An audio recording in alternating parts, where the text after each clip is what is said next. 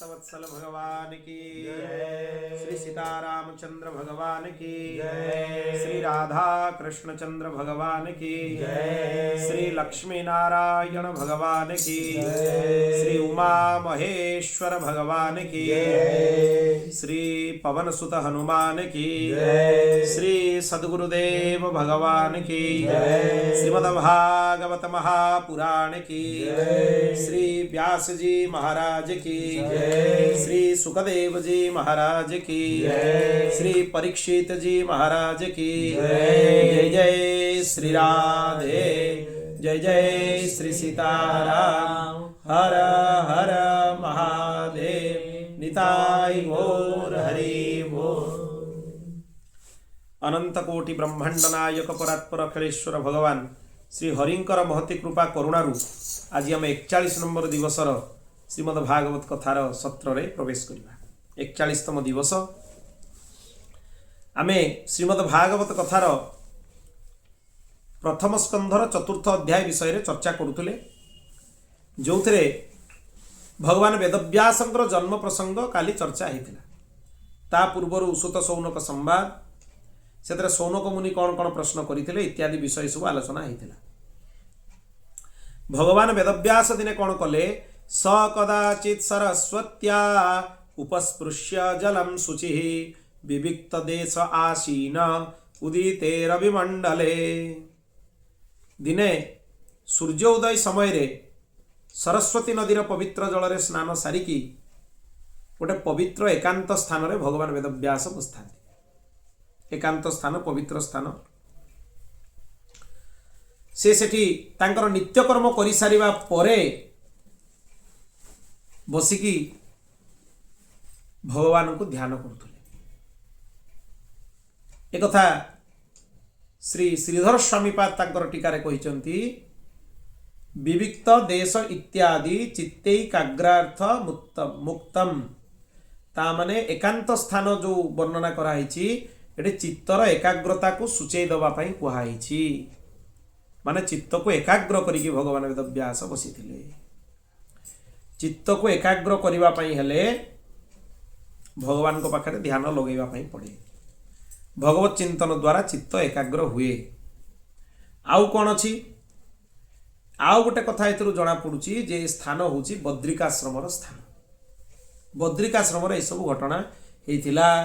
अनेनैव बदरिकाश्रम स्थानम सूचितम। ए जो श्लोक द्वारा बद्रिकाश्रम को सूचित कर दिया है। कहीं ना सरस्वती नदीर तट कहुई। सरस्वती नदीर तट कौटी अच्छी बद्रीनाथ रे पृथ्वीर कौन सी जगार ना। कहीं ना व्यासंकर गुंफा परवर्ती स्थान रे सरस्वती नदी भूमिगता हो लुप्त हो जाकर धारा। कहीं ना भगवान वेदव्यास को पुराण रचना समय रे सरस्वती धारा रे बाधा प्राप्त होबारु से सरस्वती को कहले जे एठू पाखरु तमे भूमि रे अंतर्निहित हो जाओ लुप्त हो जाओ। तांकर धारा जो त्रिवेणी रे जाइकी मिसिचंती सी भूमध्य भागरु बाहर की मिसिचंती।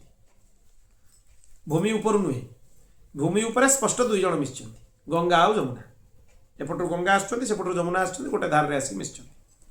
सरस्वती नदी भूमध्य भागरु बाहर की मिसिचंती। तेणु सरस्वती नदीर तट कहिला माने बुझेइबो केवल बद्रिकाश्रम भगवान वेदव्यासंकर आश्रम। वर्तमान स्थान रे से स्थानटार ना होची माणा नामक ग्राम। मु निजे जाइकी से स्थान सब दर्शन करके आसी दुई थर। भारी अद्भुत स्थान।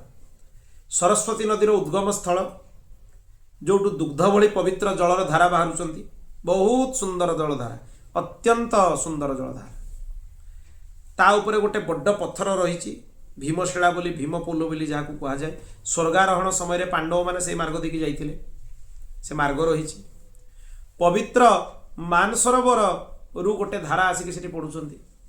मानसरोवर माने कैलाश मानसरोवर गोटे अंतर्निहित गुप्त धारा आसिक से पढ़ुंट। सी धाराटी अच्छा ताठू आग को गले भगवान वेदव्यासंकर गुंफा अच्छी जो भगवान वेदव्यास तांकर आश्रम सम्यप्रास नामक आश्रम तांकर स्थित।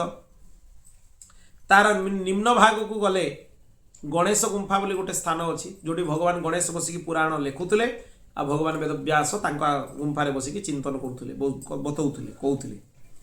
तेणु एमती सब भिन्न भिन्न स्थान अच्छी भारी अद्भुत स्थान। सुखदेव गोस्वामी जन्मस्थली भगवान सुखदेव से प्रकट होते। एवं भूवैकुंठ बोली से स्थान को कह जाए। दुईटी पर्वतमाला गोटे पटे नर पर्वतमाला गोटे पटे नारायण पर्वतमाला। तार मध्य भाग में भगवान बद्रीनारायण मंदिर एवं केदार क्षेत्र से क्षेत्रटार ना हूँ केदार क्षेत्र।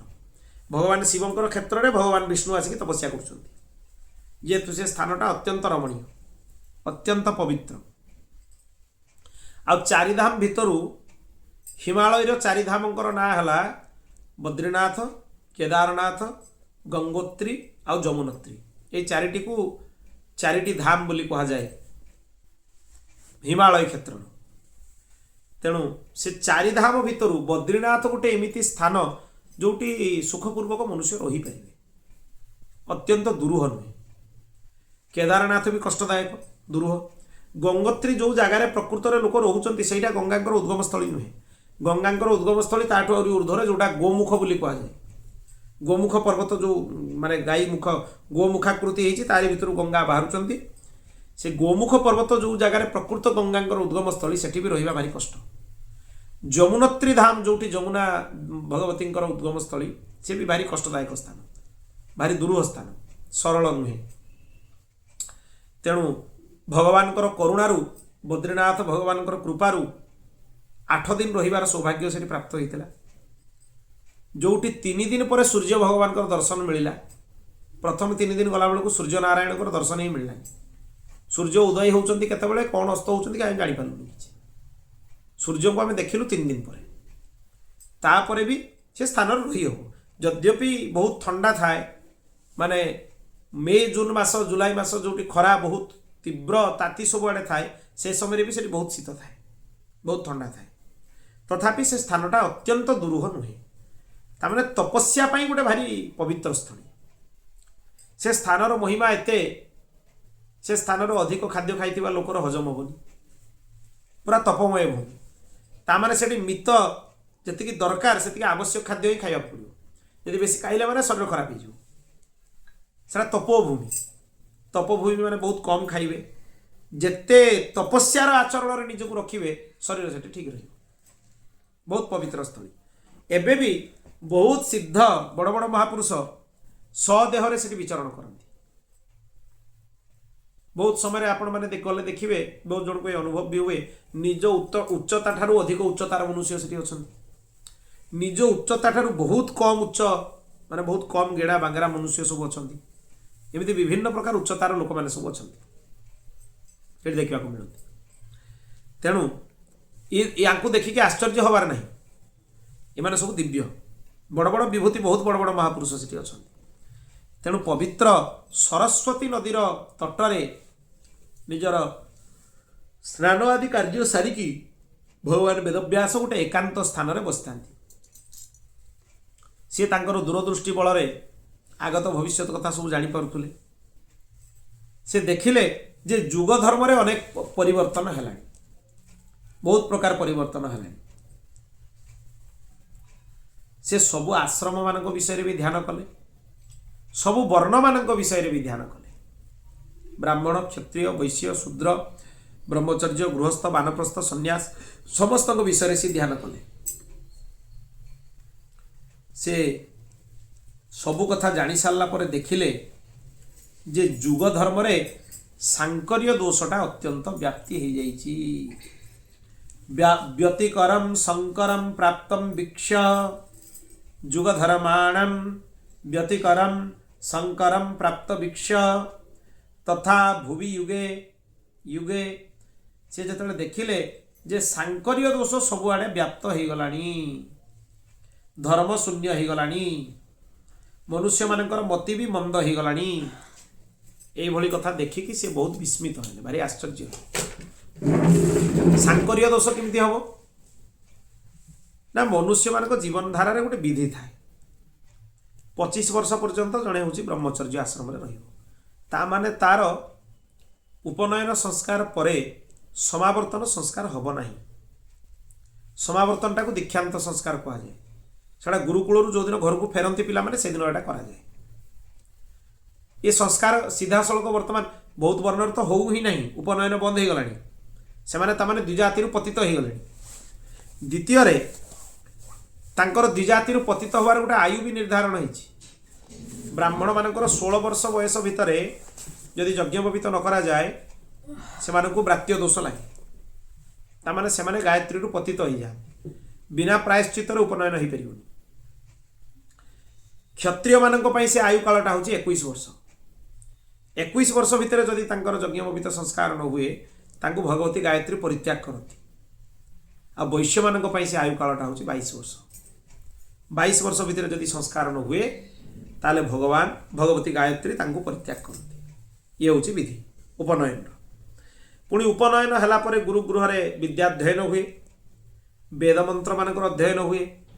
संपूर्ण वेद रे भी क्षत्रिय वैश्यंकर अधिकार नहीं, केवल तांको नित्यकर्म करिवा पई जेतिक मंत्र आवश्यक सेतिक मंत्र रे तांकर अधिकार। संपूर्ण वेदाध्ययन रे किंतु ब्राह्मण मानकर कोन संपूर्ण वेद रे अधिकार अछि। पुणी निजर शाखा अनुसार अधिकार।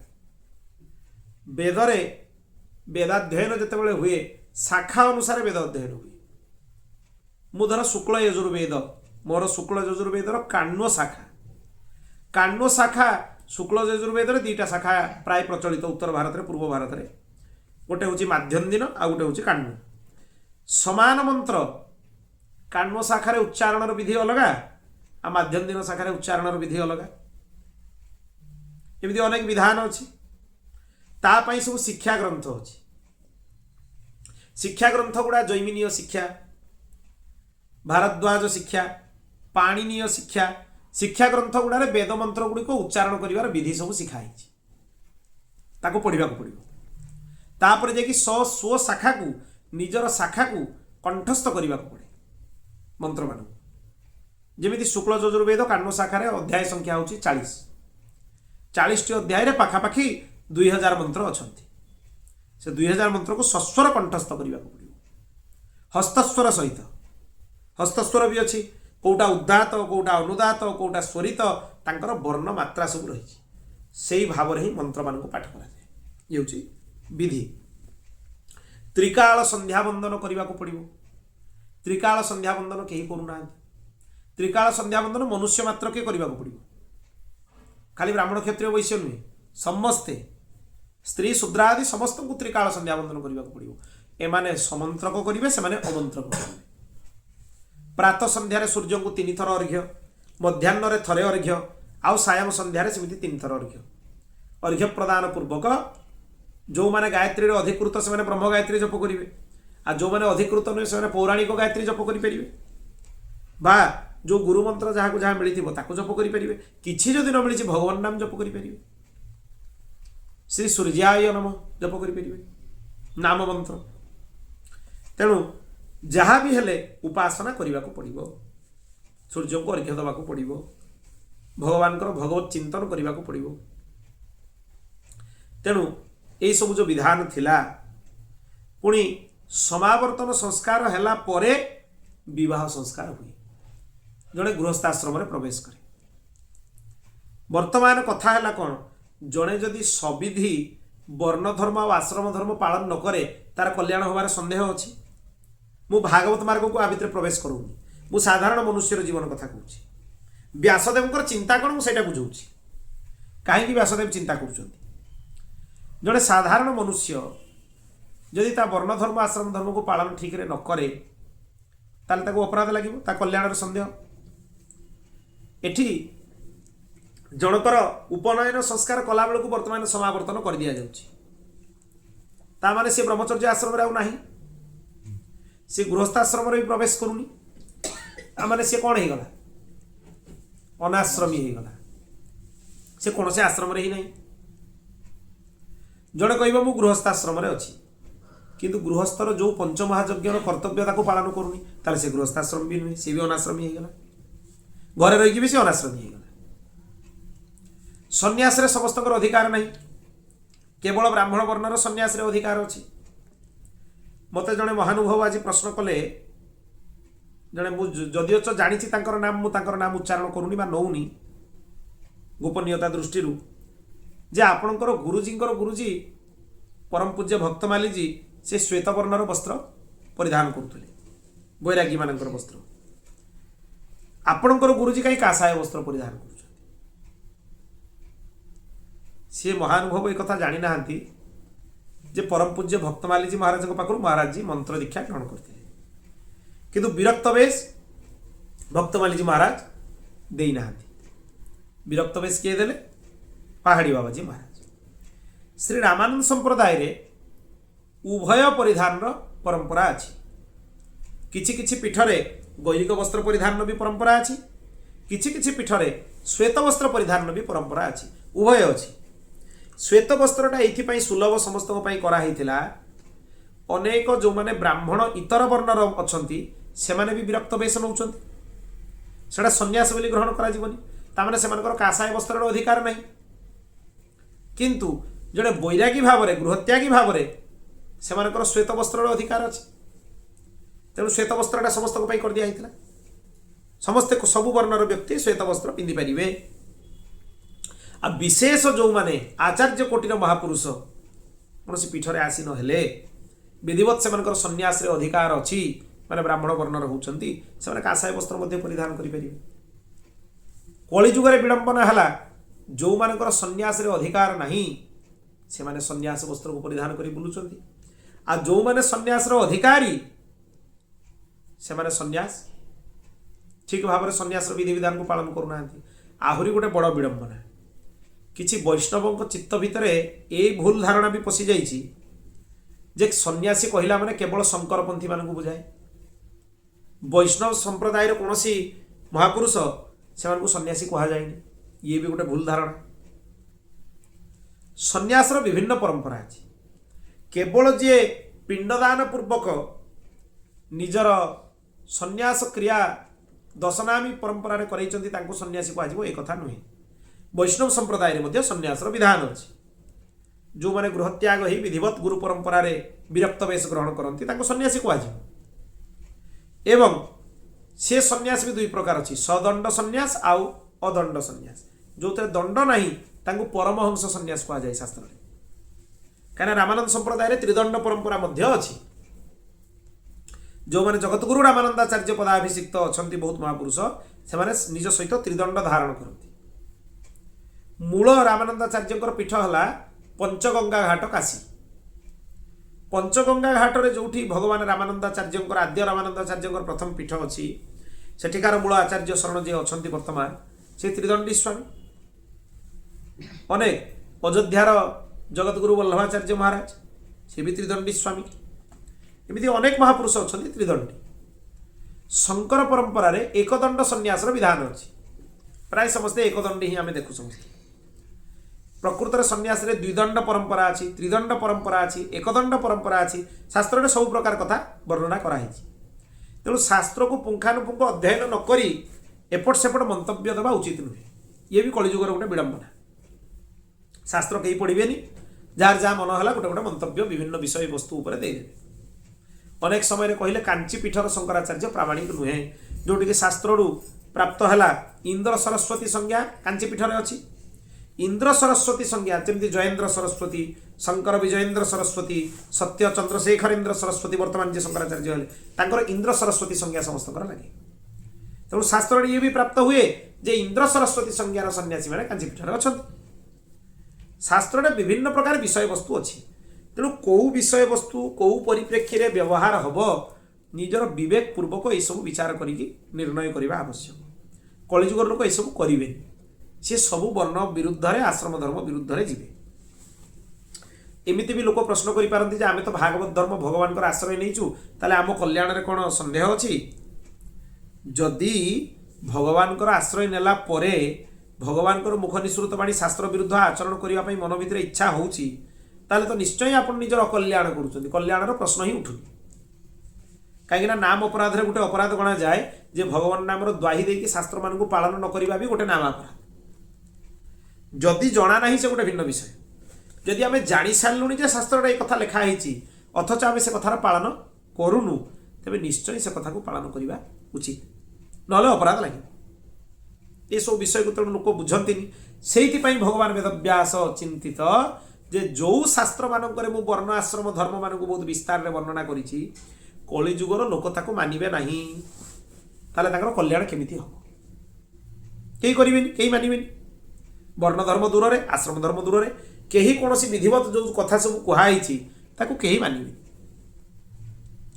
जुग धर्म रे परिवर्तन देखिकी से भारी व्यस्त हो गले विव्रत हो गले। चातुर्होत्रम कर्म शुद्धम प्रजानम वीक्ष वैदिकम व्यदधाज्ञ व्यदधाद्यज्ञ संतप्त्यै वेदमेकम चतुर्विधम। वेदरे चातुर्होत्र वर्णना कराई। जो वैदिक ब्राह्मण माने यज्ञ करती से विभाग चारि प्रकार कराई। कौन कौन?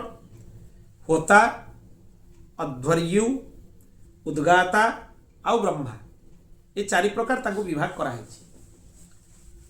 कर्म भी विभिन्न प्रकार कराई। अग्निष्टोम आदि अनेक प्रकार यज्ञ अच्छा। यज्ञ मानक बहुत नाम अच्छी। वेदरे बहुत प्रकार यज्ञ वर्णना है। ता भर अग्निष्टोम उदाहरण दिया। अग्निष्टोम आदि अनेक प्रकार यज्ञ अच्छा। यही सब वेदरे वर्णित चातुर्होत्र यज्ञ ये मनुष्य मान को शुद्ध करे। या विचार करिकी भगवान वेदव्यास वेद को चारि भाग करदेले। ऋग्यजु सामथर व्याख्या वेदाश्चत्वार उद्धृता इतिहास पुराणं च पंचमो वेद उच्यते। तेणु यही प्रकार से आखिरे रखिकी जे चारि प्रकार होत्र विधि वेदरे अच्छी, वेद को चारि प्रकार भाग करदेले।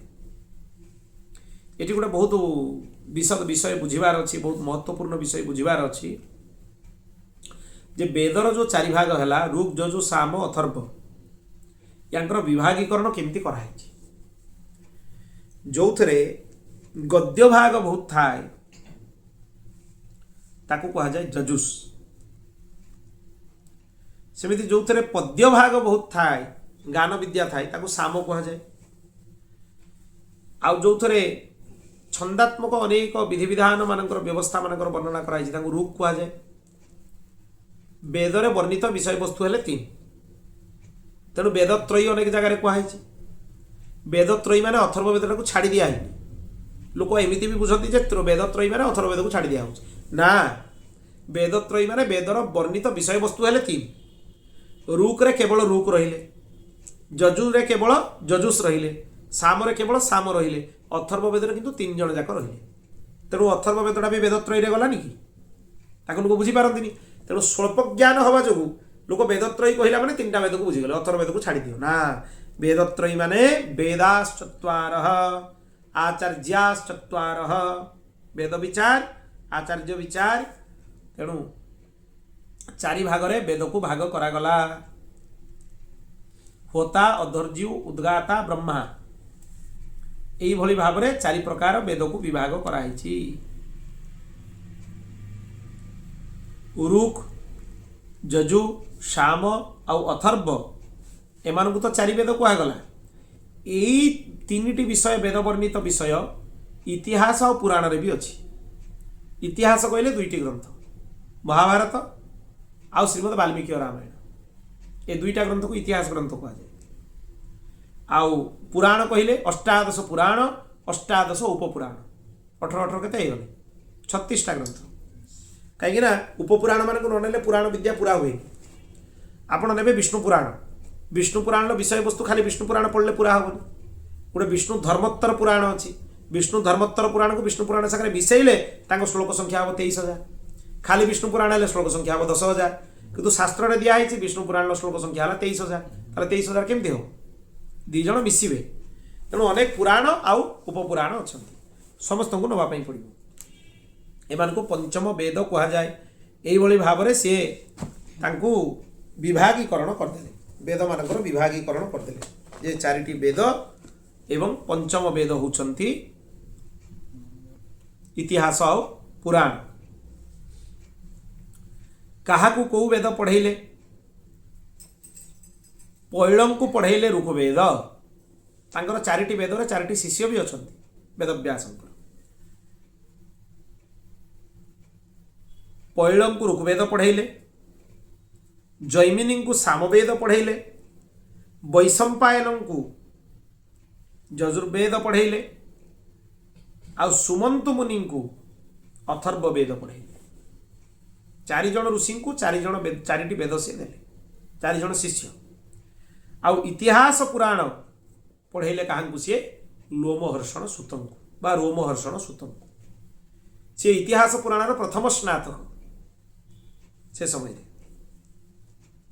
आहरी भी यही वेद मान को लेकिन अनेक ऋषि माने निज शाखा अनुसार शिष्य प्रशिष्य अनुसार तार अनेक विभागीकरण करदेले। जमी यजुर्वेद 2 भाग हो गले, कृष्ण यजुर्वेद शुक्ल यजुर्वेद। वेद को प्रथम ग्रहण करते पुणी कहगला से वेद विद्या को आउ थे फेरई दिंतु। ताकू सी माने कौन कले? निजर बांति द्वारा आउ थे उगाड़ी देले मंत्र को उगाड़ी दवा जो सी कृष्ण यजुर्वेद हेले। पूर्व जो वेद थिला से शुक्ल यजुर्वेद ला। इति अनेक प्रकार तांकर विभागीकरण सब वेद मानकर अछि। अनेक शाखा अछि। सामवेदर शाखा कौथुमीय शाखा, ऋग्वेदर साकल शाखा, आश्वलायन शाखा। एमती ऋग्वेदर अनेक शाखा अछंती। अथर्व वेदर सेमती अनेक शाखा अछंती। पिप्पलाद मुनिंकर अनुसार शाखा अछंती। अनेक वेदर अनेक शाखा, 100 गोटे अधे नुहे, अनेक 100 शाखा अछंती। खाली सामवेदर 500 रु ऊर्ध्व शाखा। कहीं वेद को अनादि पौरुषेय कहुए। वेद खाली 4 खंड बही नुहे। वेद माने ता भितर आरण्यक जीवे, उपनिषद सब जीवे, से वेद भितर सब वेदांग आउ कौन जी छंद निरुक्त व्याकरण कल्प शिक्षा ये सबू जी देखुं वेदर ये सब ता भितर जी तेणु वेदर जदि पूरा शाखा वर्तमान जी उपलब्ध अच्छी ताकू भी जदि संग्रह कर दिया ये जो देखुं हल ये पूरा भर्ती हेले भी ग्रंथ पूरा हो पार एत ग्रंथ अच्छा वेद से कहुए अनादि अपौरुषेय आम जी जहाँ पढ़ुं निज शाखाटा को अध्ययन कर संपूर्ण वेद राशि को जी कहते मुझे कंठस्थ कर संपूर्ण वेद को मुझे जानी जाइए असंभव मनुष्य पक्षे तो असंभव संपूर्ण वेद राशि को जाना प्राय असंभव एत शाखा एत ग्रंथ अच्छा बहुत कथा वेदर आरण्यक भाग अच्छा वेदर ब्राह्मण भाग अच्छा ब्राह्मण भाग गोपथ ब्राह्मण शतपथ ब्राह्मण वेदर अनेक ब्राह्मण ग्रंथ सब अच्छा आरण्यक ग्रंथ सब अच्छा वेदर बहुत शाखा अच्छा तेणु से सब मिसईदे गुड़ाए ग्रंथ हे एमती वेद मानकर आगक आगक सब विस्तार करागला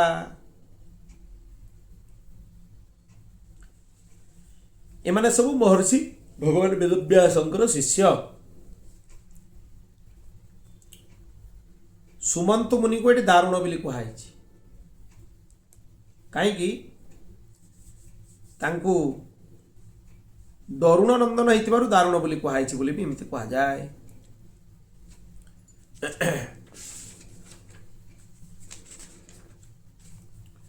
दरुण ऋषि जड़े थिले तांकर पुत्र बोली हमको दारुण नंदन कहुची एमती ऋषि मान द्वारा ये आगक आगक विस्तार हो गले बहु शाखारे विभक्त हो गले जो मानकर स्मरण शक्ति आदौ नहीं वेद को मन रखिपारे आपको चिंता करिकी वेद को विभिन्न विभाग रे विभक्त करदेले भगवान वेदव्यास ये जो मैंने मन रखिपारे वेद मंत्र को वेदर कथा वस्तु को मन रखिपारे पुराण तक सुविधा क्या पुराण रे विभिन्न उपाख्यान माध्यम से ज्ञान गुड़ा दिखाई ताले आपण विभिन्न उपाख्यान माध्यम अंततः मन रखिदेवे सेटा कष्ट हेनी आपन को आउ गोटे कथा भी तांको मन रे रहिला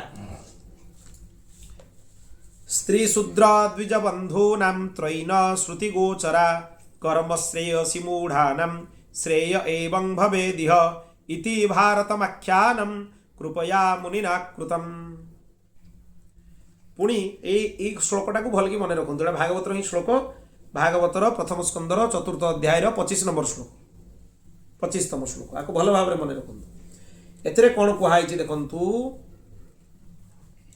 किंग च स्त्री शूद्रेति द्विजबंध वस्त्रैर्वर्णिकेष्वो धमास्तेषां कर्म रूपै श्रेयः एठी महाभारत ग्रंथर प्रयोजन कहीं प्रणयन कहीं करागला से विषय में कहुई महाभारत को पंचम वेद आम कहे तार आवश्यकता कौन पड़ा ये पड़ा जे जो माने त्रिवर्ण रु पतित हो जाइछन्ति जड़े ब्राह्मण किंतु उपनयन होनी ब्राह्मण उपनयन हो संध्या बंदन करना से द्विज नुहे क्षत्रिय तांकर उपनयन होनी उपनयन है संध्या बंदन करूनी से द्विज नुहे वैश्य तार द्विजाति संस्कार होनी संस्कार है संध्या बंदन करूनी से द्विज नुहे से कहगला द्विजबंधु द्विजबंधु संज्ञा कहार ना जे विधिवत द्विजाति संस्कार उपनयन है विधिवत त्रिकाल संध्या बंदन करूना से द्विजबंधु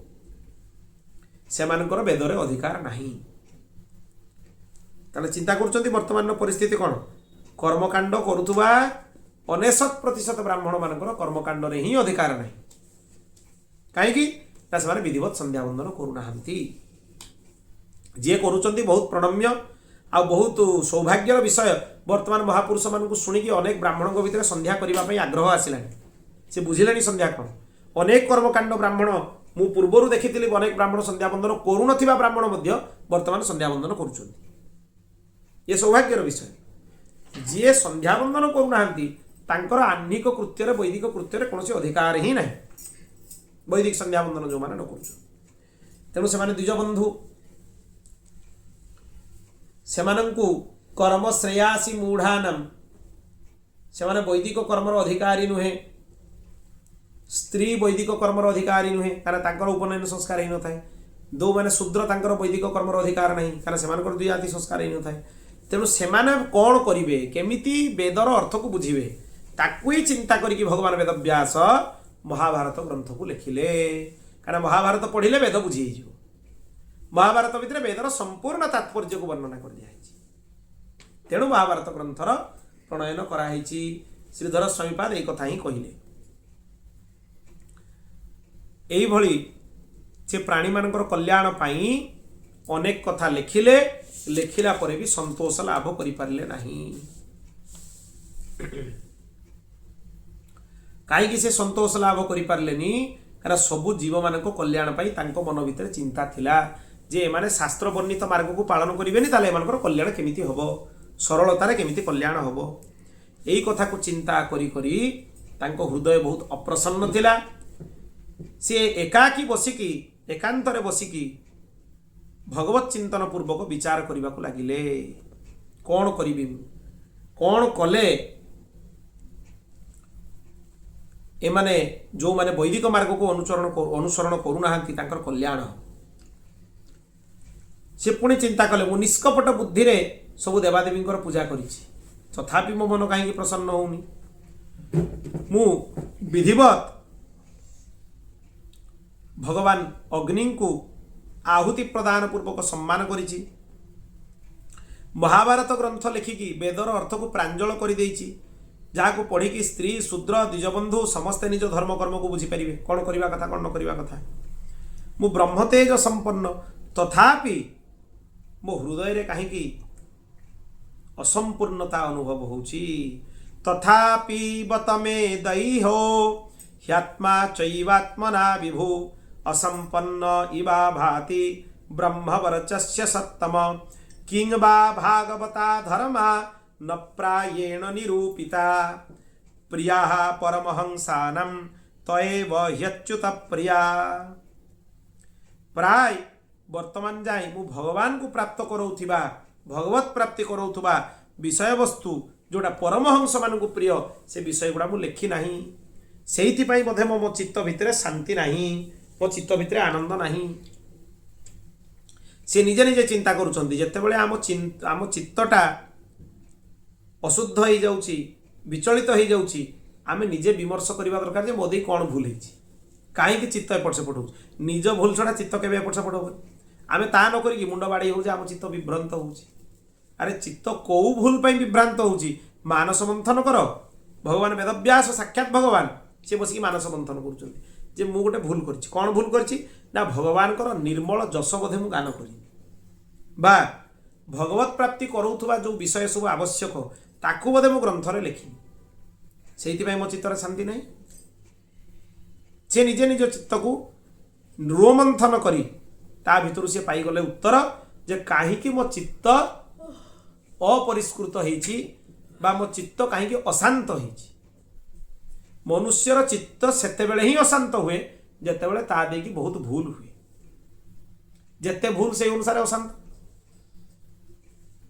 जो जीव मान को देखिबे अत्यधिक अशांत अत्यधिक से माने देखिबे माने तांकर चित्त होउछि मन बहुत चंचल से जानिबे तांको देखि अत्यधिक अपराध होउछि जे अपराध शून्य हबो ता चित्तरे ग्लानि रहिबो जे जेते अपराध शून्य ता चित्त सेते शुद्ध